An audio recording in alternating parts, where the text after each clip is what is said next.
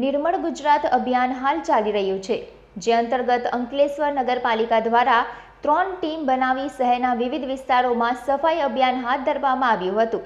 આ સફાઈ અભિયાન નગરપાલિકા પ્રમુખ લલિતાબેન રાજપુરોહિત, શહેર ભાજપના પ્રમુખ નરેન્દ્ર પટેલ, મેડિકલ એસોસિએશનના પ્રમુખ જિગ્નેશ પટેલ સહિત પાલિકાના સભ્યો જોડાઈને શહેરના 3 રસ્તા સર્કલથી ઓએનજીસી સુધી સાફ સફાઈ કરી હતી।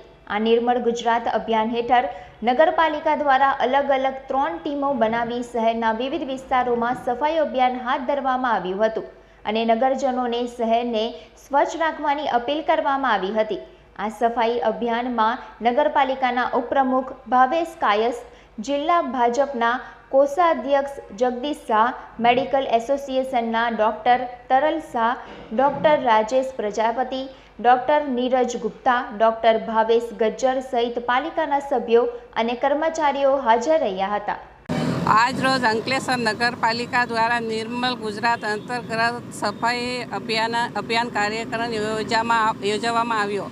આ કાર્યક્રમમાં 3 રસ્તા સર્કલથી લઈને ઓએનજીસી ઓવરબ્રિજ સુધી, નગરપાલિકા કચેરીથી લઈને ગુજરાત ગેસ કંપની સુધી અને ભરૂચી નાકા સર્કલથી લઈને જલારામ મંદિર થઈને શિવ દર્શન સોસાયટી સુધી સફાઈ કરવામાં આવી।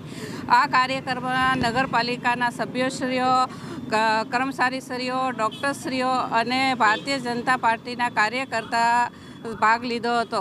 આ અંકલેશ્વર જાહેર જનતાને આજ રોજ એકવાર ફરી વિનંતી કરું છું કે આપણા શહેરને સ્વસ્થ અને સાફ રાખવામાં સહયોગ કરે। આ રોડ ઉપર કચરો નહીં ડસ્ટબિનમાં નાખે અને બધો ડોર ટુ ડોર વાળાને આપે। આજ રોજ અંકલેશ્વર નગરપાલિકા દ્વારા નિર્મળ ગુજરાત અભિયાન અંતર્ગત સ્વચ્છતાનું આયોજન કરવામાં આવેલું હતું, જેમાં નગરપાલિકા તરફથી અંકલેશ્વર ડૉક્ટર્સ ક્લબ તથા ઇન્ડિયન મેડિકલ એસોસિએશનને ઇન્વિટેશન આપવામાં આવેલ હતું।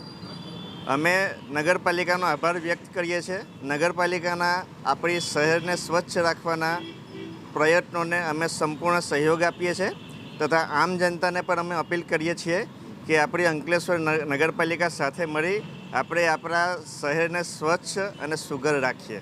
Thank you.